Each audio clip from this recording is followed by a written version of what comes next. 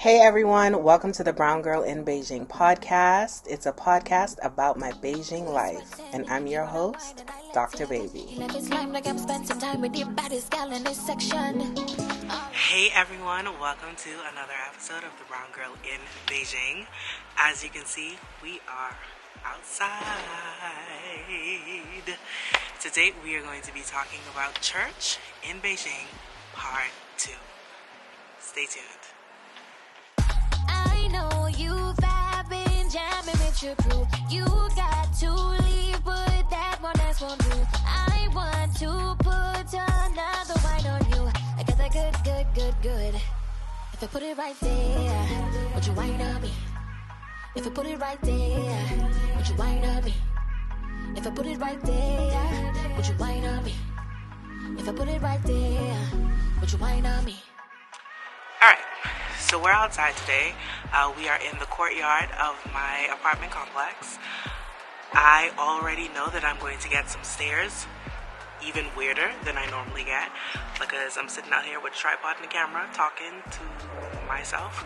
But that's okay. You know, what's life without a little risk of minor embarrassment? And now I probably have a studio audience, as people who are in their apartments can look down into the courtyard and see me. That's okay. So today, we're going to talk about church in Beijing. Before we get into that, I just want to shout out Mayliana. She does soaps. She creates soaps, handmade, handcrafted, and also body butter. And listen, I'm using the body butter now because I'm a brown girl. It's winter in Beijing. And you know, we get a little ashy. So I knew I was coming outside. I said I didn't want to be ashy on camera. So I used some of her body butter, and it just makes everything just feel so soft. I am very brown. You know, it's really nice. And it smells so good. So the body butter that I'm using is the Christmas at Hogwarts body butter that she did for like her Harry Potter Christmas collection. It smells so good. It has this blackberry vanilla fragrance in it. Oh, it's so nice. It's so nice. So if you are in Beijing or if you're in China, I will put her contact information down in the description box so that you can get in contact with her and get some soaps. Her soap is the only soap that I use and have been using for almost a year. It's the only soap I use.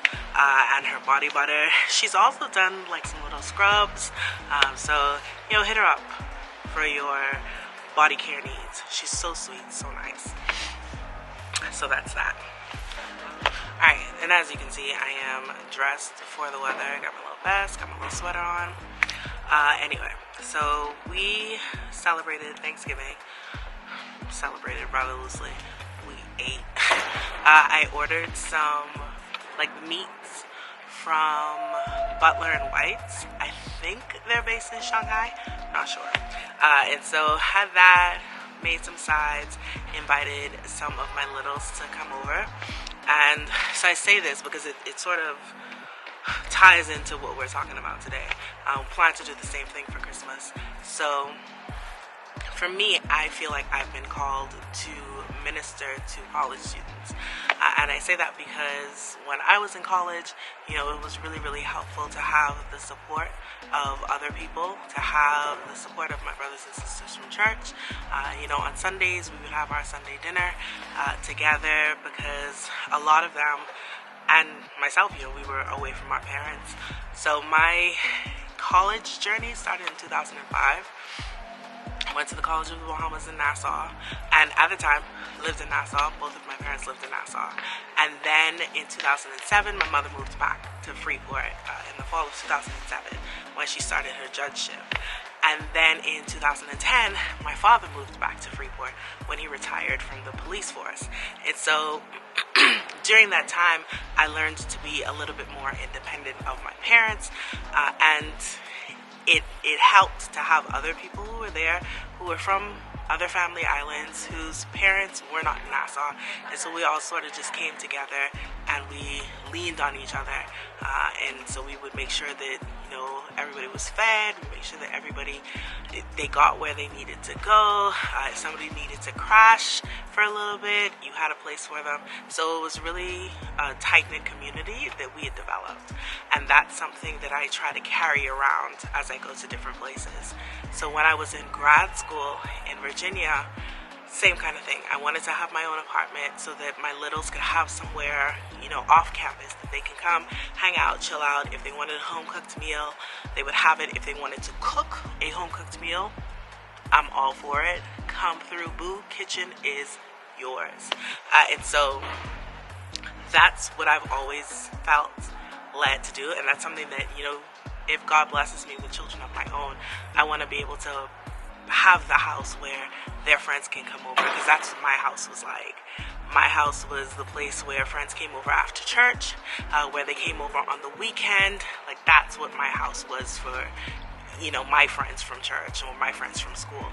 And so that's what I always want. And I've prayed for God to bless me enough that I'm able to bless others. And that's what he's been doing, especially since I've been here in Beijing. And so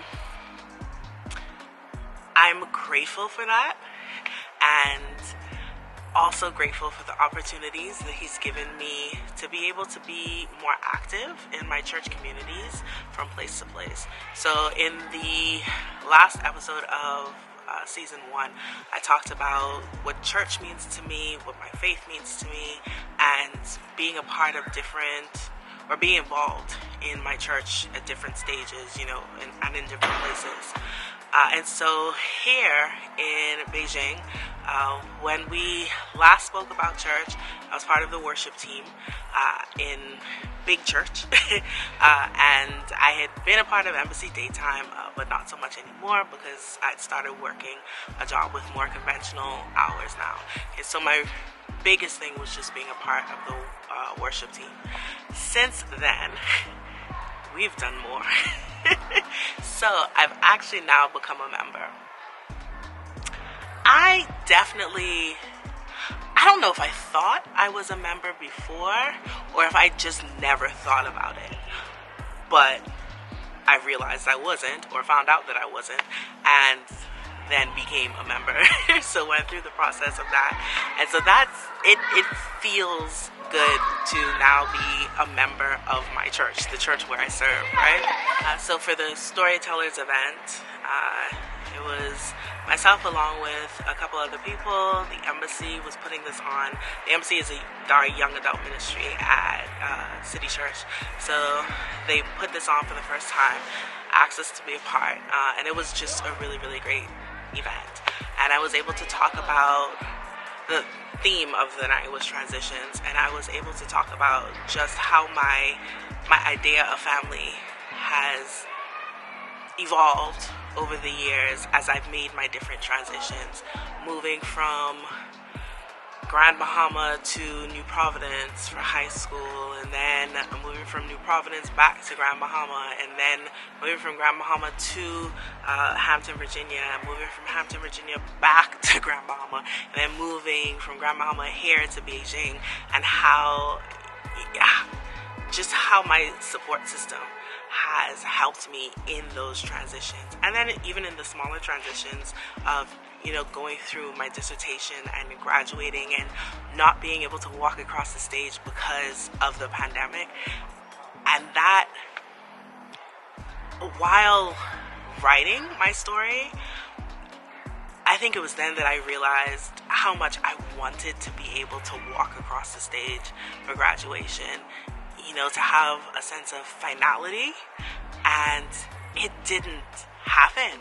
And the sorority that I'm a part of, Zeta Phi Beta Sorority Incorporated, they held this virtual graduation, and they held it in 2020, and then Hampton held a virtual graduation for class of 2020 and class of 2021 this year, and still, it doesn't compare to that feeling of walking across the stage, knowing that all of the hard work that you've put in, it's finished.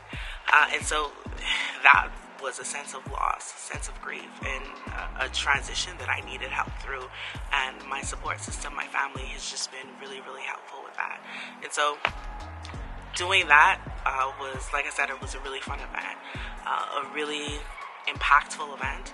And then a couple months later in October, I was able to host the second event for storytellers, and that was just as impactful, where people talked about their different fears and how they've overcome those fears.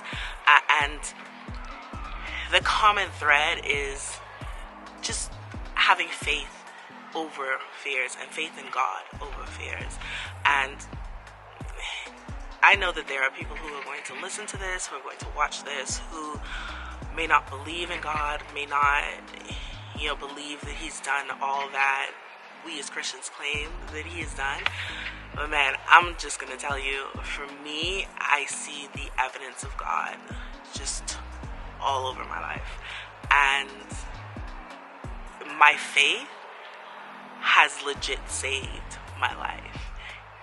I talked about my mental health journey in episode 2 of season 2, and honestly, if it weren't for God, I don't think I would be here talking to you. He saved my life. And even now, he's still helping me. There are still things that I'm working through. Everything is a process, but He is helping me. Even with the situation from episode 1, I still have to see this person who hurt me. I still have to see him out and about. The expat community in Beijing is small, and literally just saw him last night, and I have to pray the blessing over him. I have to say, the Lord bless you and keep you. Lord, make His face shine upon you and be gracious unto you. The Lord lift up the light of His countenance upon you and grant you His peace. Amen. Because otherwise, I'm going to lose my mind. I'm going to lose my mind, because I need you to forget that I exist, sir. Don't even look in my direction. But He does. He's going to try to say hello, even though we are not friends, and we've made that clear. And so I just have to pray, because without it, y'all, I would lose my mind. But that's not what we don't need to dwell on that. I really just wanted to be able to share with you guys what my faith has done for me and what being a part of a church community has done for me. I'm in Beijing. I'm thousands of miles away from home. I think almost 10,000 miles away from home. It's been 2 years since I've seen my family, and this is the longest I've ever gone without physically being able to hold my family, without hugging my mother and my father. We've had a new baby born into our family, and I don't know when I will see that baby in real time, in real life. And especially now during the holidays, I think maybe it was just Thursday or Friday, I just got so emotional. I was looking for more decorations for the apartment, because Christmas is my favorite holiday. And I just got so emotional, thinking this is a moment I cannot share with my family, because they can't be here and I can't be there. All because of this pandemic, which has been insane for the past 2 years. If I did not have my faith, if I did not have my community, my church community, which I'm so grateful, over the past year, I've gotten to know so many people better. Being able to be more active and more involved in church, and being able to come to church on a Sunday has really shifted my relationships with people. Because before that, I only knew, a handful of people because of embassy daytime. And then, of course, we lost our jobs because of the pandemic, and I was able to get a new job with more conventional working hours, and then I started to, see new people, interact with new people, and man, it's been a blessing. But I've been able to make better friends with people. I've gone to people's houses, people have come to mine, and it's just, I've gotten more in touch with the Caribbean community in our church, and all of these things, they don't make up for the fact that I can't be home with my biological family, but they help. They help a lot. And so this is not, a push for anything, but it is an encouragement, for me, for the days when I feel a little bit lost, there's a bit of despair, my church family does help to bring a little bit of that light back in. You know, my faith in God helps to bring that light back in. And so there's hope. There's light at the end of the tunnel, and it doesn't seem so far away. So that's me. That's all that I have going on right now. I'm sorry for the noise. This is what happens when we decide to come outside with nature. I do hope that y'all enjoyed the scenery. You would not have seen it, but there were some people that stopped and stared while I was recording. But yeah, man, that's me for today. That's all I got going on. So I hope that you enjoyed this episode. We have 2 more episodes to go until season 2 is a wrap. We take a break for a little bit. At least that's my plan anyway. But, you know, plans of mice and men have often gone awry, or whatever the author said. I don't know. So I hope that you all have a wonderful day, night, whenever you're watching this or listening to this. Y'all be blessed. I'll see you next time. XOXO, Dr. Baby. Thanks for listening, guys. See you next time for another Brown Girl in Beijing episode. Remember to subscribe, like, comment, and share. See you next time. If I put it right there, would you wind up?